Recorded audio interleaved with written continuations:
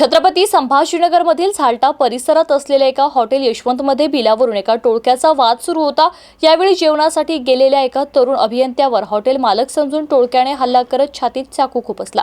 हा घाव छातीच्या जवळ हृदयात खोलवर लागल्याने अभियंत्याचा जागीच दुर्दैवी मृत्यू झालाय। संतोष राजू पेड्डी असं मयत अभियंत्याचं नाव असून खून करणाऱ्या 3 आरोपींचा शोध चिकलठाणा पोलीस घेत आहेत।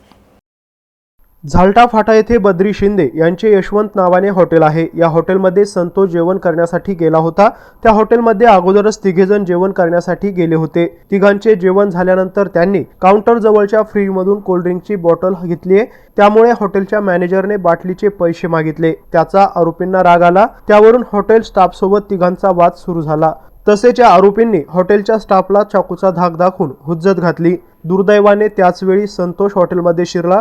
संतोषच हॉटेलचा मालक आहे असं समजून टोळके संतोषवर धावून गेले। मी हॉटेलचा मालक नाही, जेवण करण्यासाठी आलोय असं संतोष ओरडून सांगत असताना टोळक्याने त्यांचे ऐकून न घेता त्यांच्यावर वार केले। त्यातील एकाने त्यांच्या छातीवर थेट चाकू खुपसला। त्यात संतोषचा विनाकारण जीव गेलाय। या प्रकरणी चिकलठाणा पोलीस ठाण्यात गुन्हा दाखल करण्यात आला असून पोलीस अधिक तपास करत आहेत।